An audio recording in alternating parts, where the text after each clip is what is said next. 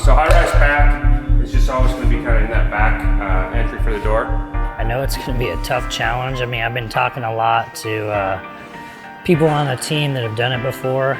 They all kind of say, if you think you're training hard enough, you're not.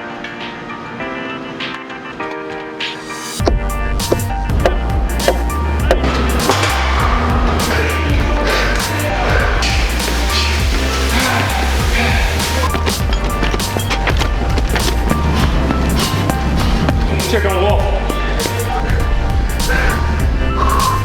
Good work, big dog. Yeah, it's a grinder. That's all, man. PRDs, morning at station 1. So these are called personal readiness drills. B-Shift's been doing them for over a year.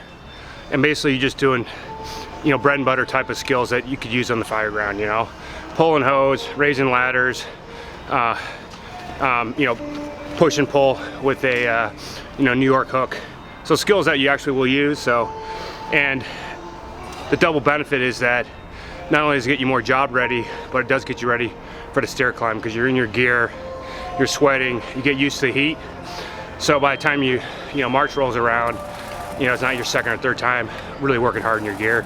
You've already done it about 50 times. So going to the stair climb and having something that's that grueling and everyone's cheering you on, even though there's a time clock and you're trying to place, at the end of the day, everyone's just really cheering each other on. And I look forward to that aspect of it, is the brotherhood and the sisterhood of it, and being able to just keep working hard for our community.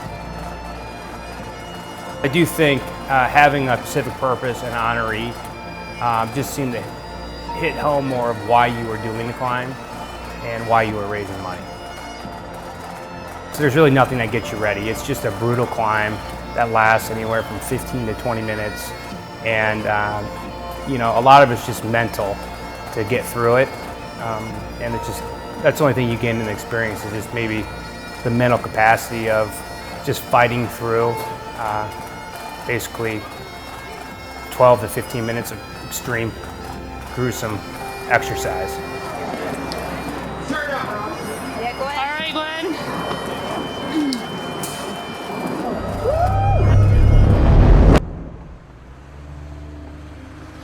The Leukemia Lymphoma Society of America has been absolutely just stupendous in supporting my patients. Not only do they promote great research in the treatment of leukemia and lymphoma, they provide incredible information, okay, that's available on the web for them, and actually financially will help patients as well, who, you know, there's a lot of financial burdens that come with this kind of treatment. When we heard that Stacy got sick or came down with leukemia, it happened really pretty much last spring, right when we were done with our climb. It was like, oh my gosh, it didn't even seem real to me.